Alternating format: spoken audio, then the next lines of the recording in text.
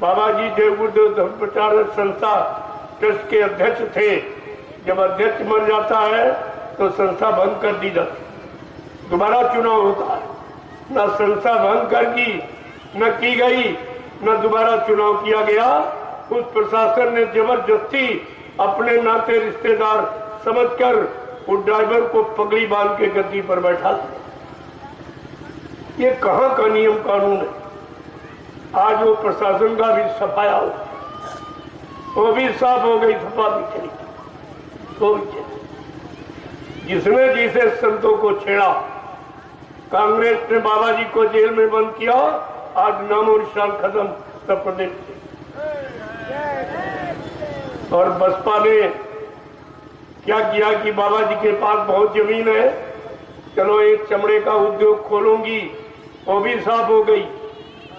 और इसके बाद ये मौजूद था पूरा परिवार वहां मथुरा में, लेकिन अपने मुंह से नहीं कहा ये पुतला है, ये राज छिपाया, तो आज इसका भी सफाया हो। अब ये एक बचा है, देखो क्या करता है, इसकी भी दे दो। मैंने तो इससे भी प्रार्थना की है, महात्मा प्रार्थना ही करते कि किसी तरह से प्रजा और राजा दोनों बच जाए, दोनों का भला हो, दोनों का कल्याण हो। महात्मा तो चाहते।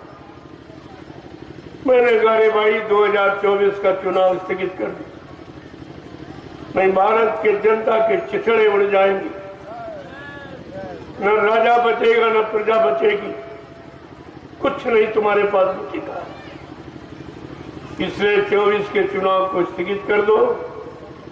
मैं प्रार्थना करता हूं आज देश की जनता की भलाई के बारे में सोचो, उसके कल्याण हित के बारे में सोचो। कि तुम राजा हो, तुम्हारा प्रजा पर अधिकार है, तुम्हारे लिए कानून बना है, जासु राज प्री प्रजा दुखारी, स्वर्ण पवस नरक अधिकारी। जिसके राज में प्रजा दुखी है वो राजा नरक में जाता है, ये रामचरितमानस कह रही है। और मैं इसलिए कह रहा हूं कि तुम श्री राम को मान रहे हो, श्री राम की जय जयकार कर रहे हो, श्री राम को आगे मुद्दा बनाए हो, तो श्री राम की के सिद्धांतों को भी तो मानो। उन्होंने क्या किया ये करके दिखाइए आप, तब माना जाएगा आप श्री राम के मानने वाले। श्री राम कहने वाला तो श्री राम का भक्त नहीं कहा जाएगा। जो श्री राम ने किया या उन्होंने जो बताया, जो कहा, उसका पालन करने वाला सीताराम का भक्त कहलाएगा। ये छिपाने की बात मत करो, नहीं तो बहुत सजा पाओगे। इन धार्मिक शक्तियों को अपने स्वार्थ का मुद्दा मत बनाइए, नहीं कुदरत की तरफ से भारी सजा मिलेगी। बात में आप मत कहना किसी ने बताया, कोई तो नहीं बता रहा, लेकिन मैं तो बता रहा हूँ।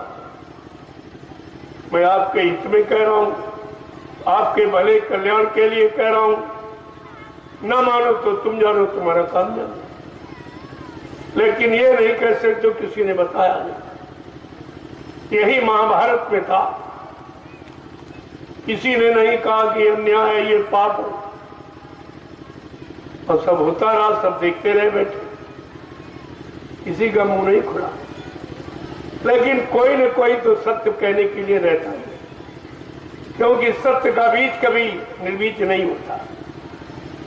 उस समय भी कहने वाला था महात्मा विदुर, उसने कहा था अधर्मी राजा के राज में मैं काम नहीं,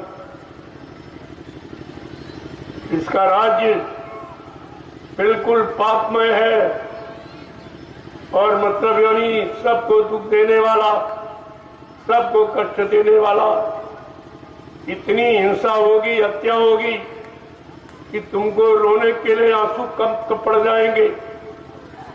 सब कुछ बताया, जब नहीं माने तो महात्मा विदुर ने इस्तीफा दी कि मैं ऐसे अधर्मी राजा के राज के काम न करूं।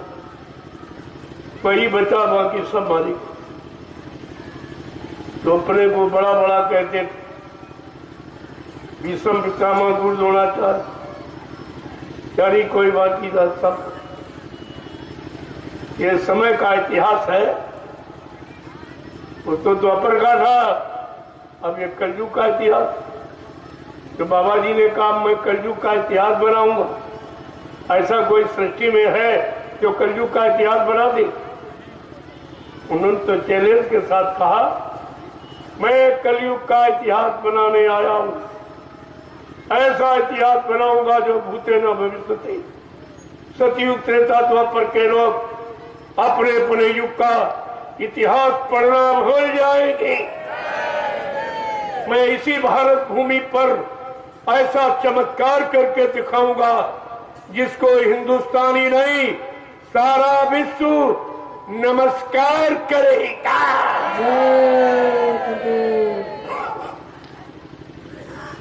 आज तक न किसी ने ऐसा कहा न कोई कहे। इस बात को आप ध्यान में रखिए। मैं इशारा कर सकता हूं, प्रार्थना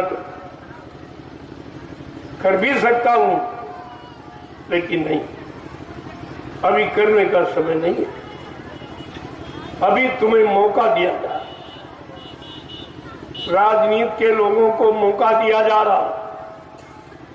अगर तुम जनता के भलाई का काम कर सकते हो तो करो, करो जो भी कर सकते। अगर तुम्हारे बस का नहीं तो पीछे हट जाओ। कहा था पीछे, क्योंकि जनता की आवाज अब लगने ही वाली है। अभी तो ये समझ नहीं पा रही, जब आंसू गिराएगी तब आवाज मुंह से निकलेगी। अभी आंसू गिरने में कुछ थोड़ा कमी। अगर अगली बार ये हो गया तो सब रोते नजर आओगे। इतने टैक्स लग जाएंगे तुम्हारी कमर टूट जाएगी, इतनी महंगाई बढ़ जाएगी तुम्हारा खाना पीना मुश्किल होगा। ये सब होगा। महात्माओं की बात कभी इधर उधर नहीं होती, क्योंकि वो अपने स्वार्थ के लिए नहीं करते। परमार्थ के कारण साधु धरा शरीर, वो परमार्थ समाज देश धर्म हिताती और हमेशा न्यायोचित बात, और सबके लिए और सबके उद्धार कल्याण के लिए थे। क्योंकि भारत की राजनीति कुछ अलग है। ये धार्मिक देश है, जहां भगवान राम कृष्ण ने भी राजनीति की है। ये ऐसी पावन पवित्र भूमि है, इसलिए राजनीतिक लोगों से हमारी प्रार्थना गुजारिश है कि एक बार आप इस पर दृष्टि डालो। राजनीति बिन धन धर्मा, प्रभु समर्पे बिन सत्कर्मा। राजनीति बगैर धार्मिक गाड़ी कमाई के नहीं चलाई जा सकती। जो प्रभु को समर्पित हो जाएगा और जनता को प्रभु का ही एक प्रति समझकर उसकी रक्षा हिफाजत करता रहेगा। कहा जो राजा पुत्रवत प्रजा का पालन करेगा उसका इतिहास में नाम हो जाए, वो कलयुग के इतिहास में अग्रगण्य होगा। जो कलयुग का इतिहास बनने जा रहा है, जिसके लिए अभी बाबा जी ने सबको मौका दिया है। तुम कर सकते हो तो कर लो, मैं हटो। राशन दो तो भाषण दो, नहीं तो अपना आसन दो। अगर बाबा जी की मौज हो गई, इन बच्चों को सिंहासन दो। ये नागरिकों के लिए काम की आवाज लगाई जा रही। क्यों? काम करने की इनकी उम्र है, तुम्हारी उम्र नहीं है। तुमने पैमाना निश्चित किया बुद्धि का कि 60 साल में रिटायर कर देते हो, अयोग्य समझकर कि इसकी बुद्धि विकासशील कार्य नहीं कर सकती। तो 60 साल के जितने लोग सब अलग हो जाओ, नैतिकों को काम नहीं करो। तुम अपने बनाए नियम को नहीं मानते हो।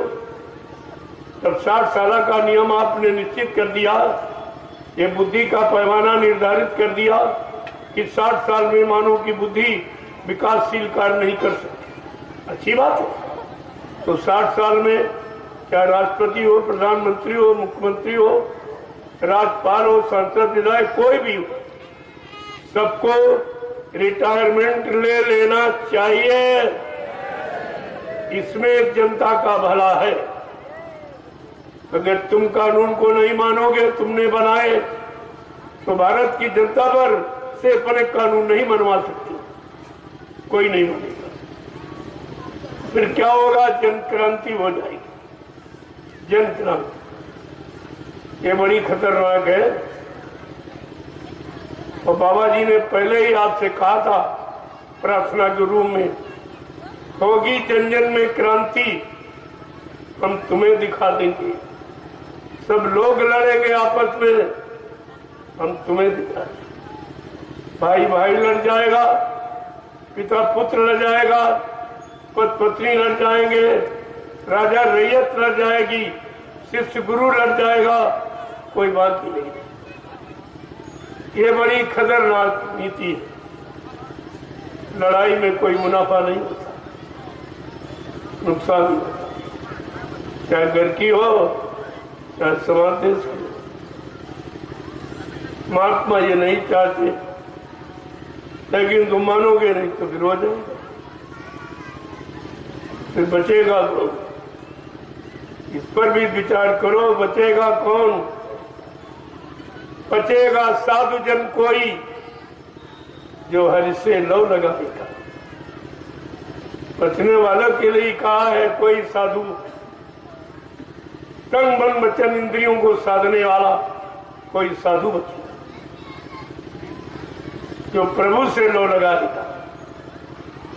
जिसकी लो धन दौलत रुपए पैसे राजपाट मान सम्मान अधिकार में नहीं है, जो प्रभु से लो लगाएगा वो अपने आप को बचा सकता। बाकी तो बचना बड़ा मुश्किल हो जाएगा। ये गांव शहर कस्बे ये सब वीरान हो जाएंगे, इतने मकान खाली हो जाएंगे, कोई रहने वाला दिखाई नहीं देगा। आज आप एक एक इंच जमीन पे झगड़ा करते हो, क्योंकि तुमको अपना भविष्य नहीं मालूम कि आगे क्या होने जा रहा।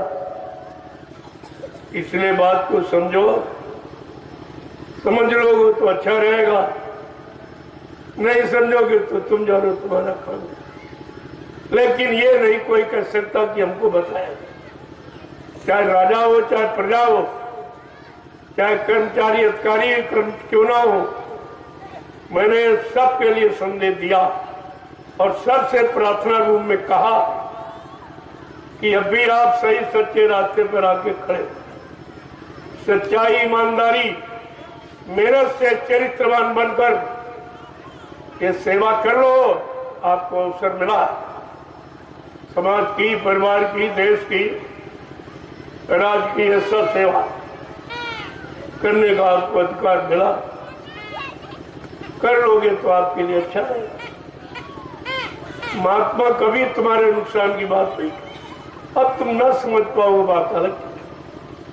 साधु से होए न कारज हानि, साधु संत महात्माओं से किसी के काम की कभी हानि नहीं होती। वो हमेशा लाभ के लिए आते और लाभ देते रहते हैं और लाभ देते देते चले जाते। उनका अपना यहाँ कोई काम, कोई राजपाट धन दौलत। मैं तो कभी नहीं कहता मैं कोई राष्ट्रपति प्रधानमंत्री बन जाऊंगा। मैं तो पहले ही कह रहा हूं, जो आपने कानून 60 साल का बनाया, तो 60 साल में आप लोग अलग हो जाओ, सलाह दो, लेकिन काम नौजवानों को करने दो।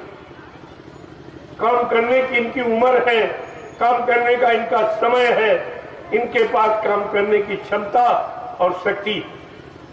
अगर युवा शक्ति का दुरुपयोग हो गया, वो देश स्वप्न में भी कभी तरक्की नहीं कर सकता। इसलिए आप इनको मौका। मैं तो 60 साल से बहुत ऊपर हूं, मेरा तो कोई नंबर नहीं है। मेरे बारे में आप कुछ मत, मुझे कुछ नहीं चाहिए। मुझे समाज की सुव्यवस्था